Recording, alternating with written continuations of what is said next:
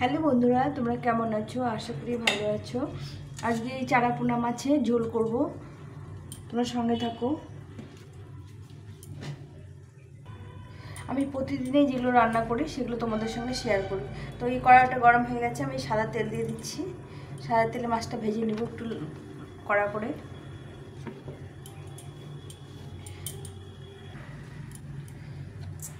তো মাছগুলো ভেজে নেব। আজকে চারা পোনা নিয়ে এসছে, কালকে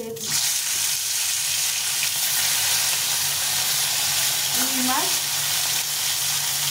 এইসব রুই মাছের চারা পোনা।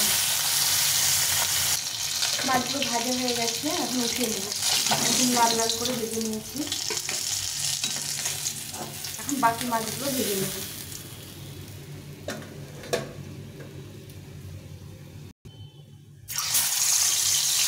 বাকি মাছগুলো এখন ভেজে নেব। মাছগুলো একটু ভালো করে লাল লাল করে ভেজে নেব।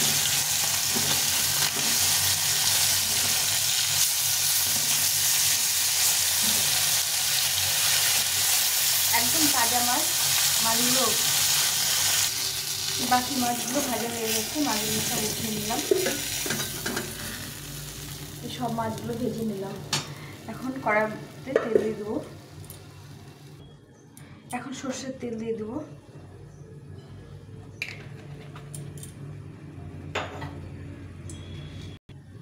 শুকনো লঙ্কা, জিরে আর দুটো তেজপাতা দিয়ে দেবো।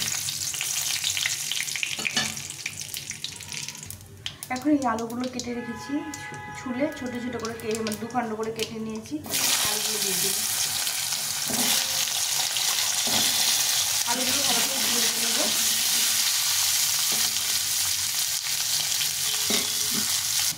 দেখো আলুগুলো সুন্দর করে ভেজে নিয়েছি, একদম লাল লাল করে। এভাবে ভেজে নিলে এই আলুগুলো একদম সুন্দর লাগে খেতে। এগুলো লাল আলু বলে। এখন আমি টমেটোটা দিয়ে দেবো। একটা বড় টমেটো নিয়েছি,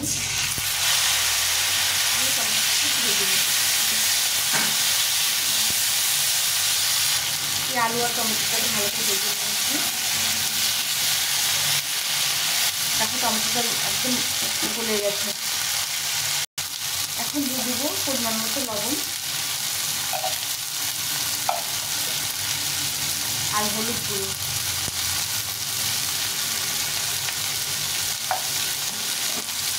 দিয়ে একটু ভেজে নেব।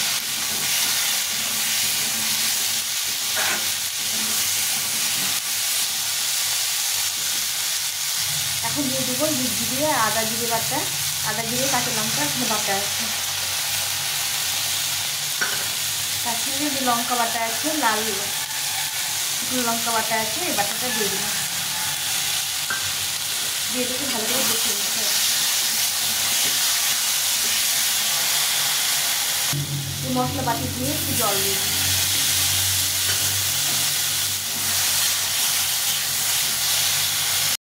এখন আলুটাকে ভালো করে কষিয়ে নেব। মশলাটা দিয়ে ভালো করে কষিয়ে নিতে হবে।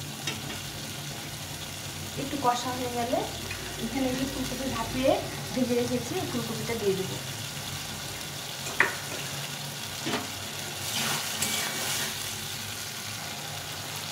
এই মশলাটা একটু ভাজা ভাজা হয়ে গেছে, তেল ছেড়ে দিয়েছি। এখন এই ফুলকপিটা দিয়ে দেবো, দিয়ে এটাকে ভালো করে কষিয়ে নেব।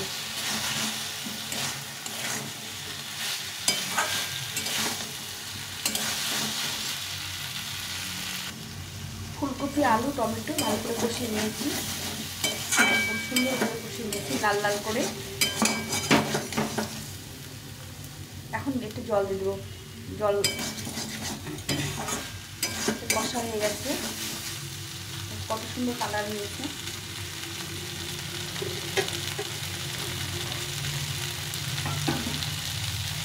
আমি জলটা ফুটিয়ে রেখেছিলাম, জলটা দিয়ে দিই।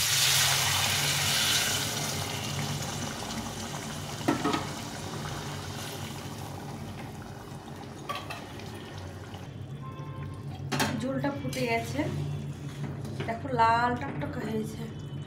লাল লঙ্কা বেটে ঝোল করেছি। এখন মাছগুলো দিয়ে দেবো।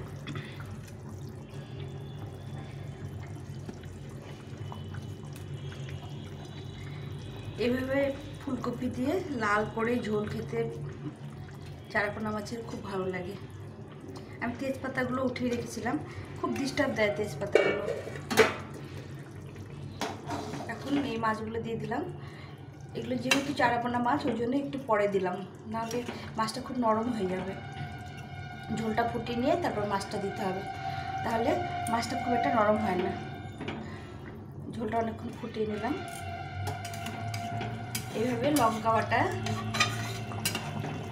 লাল লঙ্কা বেটে এরকম করে ঝোল খেয়েও ফুলকপি দিয়ে খুব ভালো লাগে। এখন তো ফুলকপিটা একটু পুরনো হয়ে গেছে, একটু মিষ্টি মিষ্টি স্বাদ হবে। আর এখন তো লঙ্কা বাটা, লাল লঙ্কা বাটা দিয়ে খেলে খুব ভালো লাগে খেতে।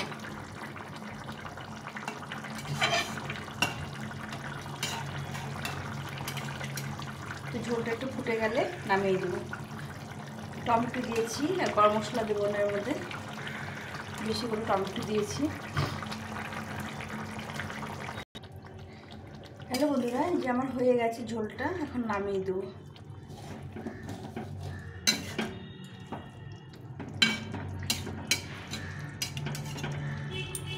তোমাদের কেমন লাগলো রেসিপিটা অবশ্যই কমেন্ট করে জানিও। আর যদি ভালো লেগে থাকে তাহলে আমার চ্যানেলটাকে সাবস্ক্রাইব করে পাশে থেকো। এখন ঝোলটাকে নামিয়ে দেবো।